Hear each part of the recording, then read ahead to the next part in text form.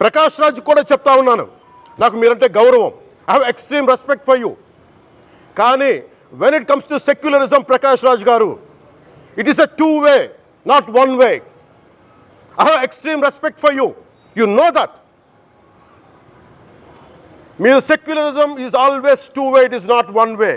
హిందువుల మీద దాడి జరిగినప్పుడల్లా వచ్చి మాట్లాడటం తప్ప, అన్య మతాల మీద జరిగితే నేను కూర్చొని ఇంతమంది కౌలు రైతులకు ఇచ్చాను, ఎంతమంది ముస్లిం ఇస్లాం రైతాంగానికి ఇచ్చాను నేను. ఇదే ఎన్ని మద్రాసాలకి డబ్బులు ఇచ్చాను నేను, 25 లక్షలు 30 లక్షలు ఇచ్చాను, ఇచ్చినవాడిని నేను. నాకు అన్య మతం ఇస్లాం మీద గౌరవం ఉన్నవాడిని, క్రిస్టియానిటీ మీద గౌరవం ఉన్నవాడిని, చిన్నప్పటి నుంచి కూర్చొని మిషనరీ స్కూల్లో చదువుకున్నవాడిని. నా టీచర్ చెప్పిన సూక్తి, తను తగ్గించుకున్నవాడు హెచ్చింపబడిని చెప్పి బైబుల్ సూక్తిని ప్రతిసారి కోట్ చేస్తూనే ఉంటాను. ఇది నా గౌరవం, ఇది నేను చూపించే గౌరవం. మీరు మాట్లాడితే కూర్చొని నేను పాటించే ధర్మానికి అపవిత్రం జరిగినప్పుడు నేను మాట్లాడకూడదు, మౌనంగా ఉండాలి. సెక్యులరిజంకి విఘాతం అంటే ఏంటి? సెక్యులరిజంకి విఘాతం. నా ఇంటి మీద దాడి జరిగినప్పుడు నేను మాట్లాడకూడదా? నా ఇల్లు 10 మందికి ఆశ్రయం ఇస్తుంది. నా సనాతన ధర్మం అన్ని ధర్మాలకి ఆశ్రయం అయితే దానికి దాడి జరిగినప్పుడు, దాని మీద అపవిత్రం జరిగినప్పుడు దానికి కూడా మాట్లాడకూడదంటే ఏం మాట్లాడాలి మీతోటి? ప్రకాష్ రాజ్ గారు, you have to learn your lessons. I respect you.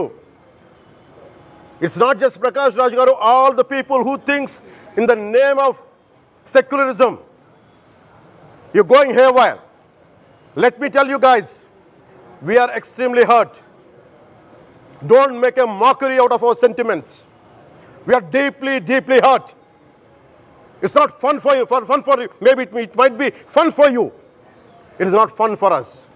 It's a deep anguish. Deep pain. Don't you ever forget. Shri Pawan Kalyan గారు, నేను ఇప్పుడే మీ ప్రెస్ మీట్ని చూశాను. నేను చెప్పిందేంటి, మీరు దాన్ని అపార్థం చేసుకుని తిప్పుతున్నదేంటి? నేను ఇప్పుడు విదేశాల్లో షూటింగ్లో ఉన్నాను. 30వ తారీఖు తర్వాత వచ్చి మీ ప్రతి మాటకి సమాధానం చెప్తాను.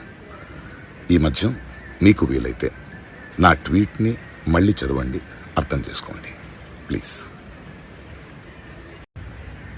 శ్రీ పవన్ కళ్యాణ్ గారు, నేను ఇప్పుడే మీ ప్రెస్ మీట్ని చూశాను.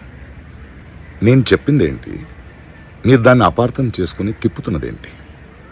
నేను ఇప్పుడు విదేశాల్లో షూటింగ్లో ఉన్నాను. 30వ తారీఖు తర్వాత వచ్చి మీ ప్రతి మాటకి సమాధానం చెప్తాను. ఈ మధ్య మీకు వీలైతే నా ట్వీట్ని మళ్ళీ చదవండి, అర్థం చేసుకోండి ప్లీజ్.